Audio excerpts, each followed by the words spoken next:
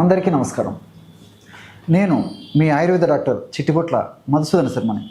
మనం ఈ వీడియోలో తెల్లటి బియ్యం అనారోగ్యానికి హేతువు అనేటువంటి చక్కటి ఆసక్తిదాయకమైనటువంటి అందరికీ ఉపయుక్తమైనటువంటి అంశాన్ని గురించి తెలుసుకోబోతున్నాం.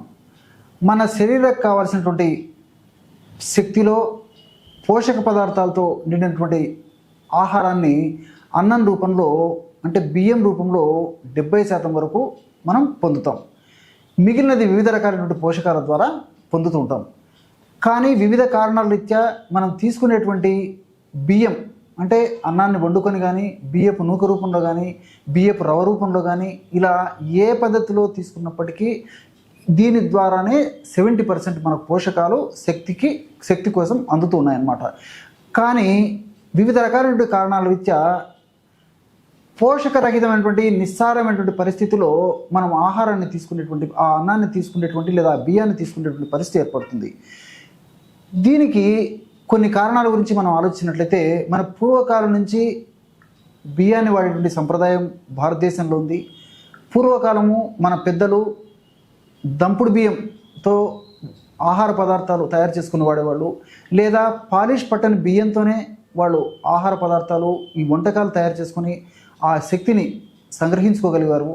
కానీ మరి ఈ రోజుల్లో పాలిష్ పట్టినటువంటి బియ్యాన్ని మనం ఆహార పదార్థంగా ఉపయోగించుకోవడం వల్లనే మరి విపరీతమైనటువంటి నిస్తరణ కలిగేసి అనేక రకాలైనటువంటి అనారోగ్యాలకి మనం తీసుకునేటువంటి బియ్యము లేదా బియ్యంతో చేసినటువంటి పదార్థాలు కారణభూతమవుతున్నాయి. ఒక రకంగా ఆలోచించినట్లయితే సర్వసాధారణంగా ఈ బియ్యాన్ని రెండు రకాలుగా రెండు పాలిష్లు పడతారనమాట. మొదటిగా పాలిష్ పట్టినప్పుడు అందులో పై పొర తొలగిపోతుంది. ఆ పై పొరనే మన శరీరానికి కావాల్సినటువంటి వివిధ రకాలైనటువంటి పోషకాంశాలు ఉంటాయి.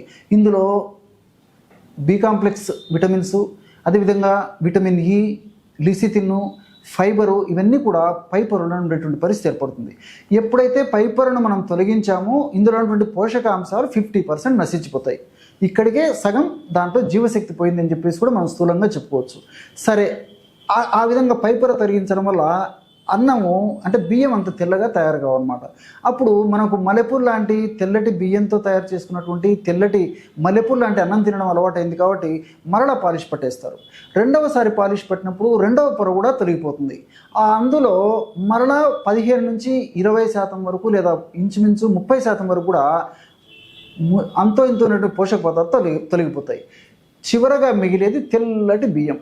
ఇందులో కంప్లీట్గా దాదాపు 190% మంది వరకు 190% వరకు పిండి పదార్థాలు ఉంటే చాలా అతి తక్కువ శాతంలోనే మిగతా పోషక పదార్థాలు ఉంటాయి. ఇటువంటి ఆహారం తీసుకోవడం వల్లనే ఇన్ని రకాలైనటువంటి ఇబ్బందులు కలుగుతున్నాయని చెప్పేసి స్థూలంగా చెప్పుకోవచ్చు. మరి శాస్త్రీయంగా ఆలోచించినట్లయితే కూడా ఈ బి కాంప్లెక్స్ విటమిన్స్ ఉన్నటువంటి ఆ విధంగా పాలిష్ పట్టనటువంటి ఆహారాన్ని తీసుకున్నటువంటి మన పెద్దవాళ్ళలో పూర్వీకుల్లో ఇలాంటి వీక్నెస్ ఉండేది కాదు, నరాల బలహీనత ఉండేది కాదు. ఈ రోజుల్లో మనం ఇలాంటి పాలిష్డ్ రైస్ తీసుకుంటున్నాం కాబట్టి నరాల బలహీనత, పిక్కలు పట్టేయడము, లాగడము, నీరసము, నిస్త్రాణ, చిన్న వయసులోనే షుగర్ రావడము, ఇలాంటి అనేక రకాలైనటువంటి కారణం, స్థూలకాయము, ఇలాంటి అనేక రకాలైనటువంటి ఇబ్బందులు కూడా వస్తూ ఉన్నాయన్నమాట. అలాగే రెండవది ఏంటంటే ఇందులో విటమిన్ ఇ అనేది కంప్లీట్గా నశించిపోతుంది పాలిష్ పట్టినటువంటి బియ్యంలో 2 సార్లు పాలిష్ పట్టేసరికి. ఈ విటమిన్ ఇ అనేది ఎప్పుడైతే లేదో అప్పుడు వృద్ధాప్యం త్వరగా వచ్చేస్తుంది. అందుకే ఈ రోజుల్లో చిన్న వయసులో కూడా యుక్త వయసు వాళ్ళని గమనించినట్లయితే చాలామందికి వృద్ధాప్య లక్షణాలు మొదలవుతున్నాయి అన్నమాట. అలాగే మూడవదిగా లిసిథిన్ అనేటువంటి పదార్థం ఉండదు కాబట్టి ఈ లిసిథిన్ పదార్థం ఉండకపోవడం చేత మనం తీసుకునేటువంటి ఆహార పదార్థాల నుండి ఆహార పదార్థాల నుండి అంశాలను కూడా త్వరగా కొవ్వు కింద మారిపోవడము, చెడు కొవ్వు తయారు కావడము, అదేవిధంగా ఈ చెడు కొవ్వులు కూడా ముఖ్యంగా ఎల్డిఎల్, విఎల్డిఎల్ ఎక్కువ ఉత్పత్తి కావడం, ఇవన్నీ జరిగి కొలెస్ట్రాల్ సమస్యలు రావడము, అదేవిధంగా దీనివల్ల రక్తనాళాల సమస్యలు రావడము, గుండె జబ్బులు రావడము, మెదడు జబ్బులు రావడం, ఇలాంటివన్నీ కూడా లిసిథిన్ లోపం ఉన్నటువంటి లిసిథిన్ లేనటువంటి ఆ యొక్క పాలిష్ పట్టినటువంటి బియ్యం తీసుకోవడం వల్ల కలుగుతున్నాయి. వీటి అన్నిటికి తోడు ఈ తెల్లటి బియ్యంలో ఫైబర్ ఉండదు, అంటే పీచు పదార్థం ఉండదు. సో పీచు పదార్థం ఎప్పుడైతే లేదో అప్పుడు ప్రేవుల చలనశక్తి తగ్గిపోతుంది, మలబద్ధకం వచ్చేస్తుంది. మలబద్ధకం సర్వరోగానికి కారణమైపోతుంది. అంతేకాకుండా ఈ యొక్క పీచు పదార్థం అనేటువంటి ఇలాంటి ఆహారం తీసుకోవడం వల్ల ఆ బియ్యంతో తయారు చేసినటువంటి పదార్థాలు త్వరగా జీర్ణమైపోతాయి, త్వరగా రక్తంలో కలిసిపోతాయి, షుగర్ లెవెల్స్ కూడా పెరిగిపోయేటువంటి అవకాశం ఉంది. వీటి వల్ల కూడా మరలా వెయిట్ వచ్చేదానికి అవకాశం ఏర్పడుతుంది. ఇలా వివిధ రకాలైనటువంటి అనారోగ్యాలు మనం పాలిష్ పట్టినటువంటి 2 times పాలిష్ పట్టినటువంటి తెల్లటి బియ్యంతో తయారు చేసినటువంటి మల్లెపూల లాంటి అన్నం తినడం వల్ల కలుగుతున్నాయి. పూర్వకాలము మనం ఇంకొక విషయం గమనించినట్లయితే ఒక 60-70 సంవత్సరాల పెద్దలను మనం గమనించినట్లయితే, వృద్ధులను గమనించినట్లయితే వాళ్ళకున్నటువంటి ఆరోగ్యము, వాళ్ళకున్నటువంటి శక్తి సామర్థ్యాలు తర్వాత తరంలో ఉండట్లేదు.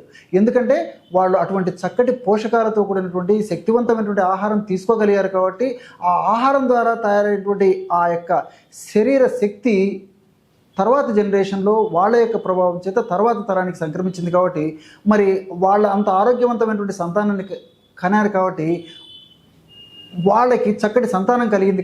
కానీ తర్వాత తరంలో ఈ తెల్లటి బియ్యం తినడం వల్ల ఏమవుతుందంటే మన వరకు బాగుంటుంది, మన పిల్లలు మనం ఇలాంటి ఆహారం తీసుకోవడం వల్ల ఆ యొక్క ఆహార ప్రభావం చేత మన పిల్లలు కూడా ఆ యొక్క నీరసానికి నిస్సరణకు గురయ్యేటువంటి పరిస్థితి ఏర్పడుతుంది. వాళ్ళ తర్వాత తరంలో వచ్చిన పిల్లలు ఇంకా నీరస స్థితికి దిగజారేటువంటి పరిస్థితి ఏర్పడుతుంది. ఇవన్నీ మనం గమనిస్తున్నాం. పూర్వకాలము మన పెద్దలకు మనం సర్వీస్ చేసేటువంటి పరిస్థితి ఏర్పడితే ఈ రోజుల్లో పెద్దలే పిల్లలకు సేవ చేయాల్సినటువంటి దుర్భాగ్యం ఈ యొక్క రకమైనటువంటి ఆహార పదార్థాలు తీసుకోవడం వల్ల కలుగుతుంది. ఏది ఏమైనప్పటికీ ఇప్పటికైనా మనమందరము వీటన్నిటిని మనం గుర్తెరిగి వీటిపైన అవగాహన కలిగి ఉండి చిన్నప్పటి నుంచే పిల్లలకి పోషకాంశాలతో కూడినటువంటి పాలిష్ పట్టినటువంటి బియ్యంతో తయారు చేసుకున్నటువంటి ఆహార పదార్థాలను మనం ఇవ్వగలిగినట్లయితే భావి భారతీయ లేదా ప్రపంచ భవితవ్యానికి బంగారు బాటలు వేసినట్లవుతుంది. మంచి జాతికి మనం చక్కటి ప్రోద్బలాన్ని ఇచ్చినట్టు అవుతుంది. చూశారు కదా ఎటువంటి చక్కనైనటువంటి అంశాన్ని మీరు ఈ వీడియోలో తెలుసుకున్నారో. మరొక వీడియోలో మరొక అంశంతో మళ్ళీ కలుద్దాం. అంతవరకు నమస్కారం. మీ చిట్టిబొట్ల.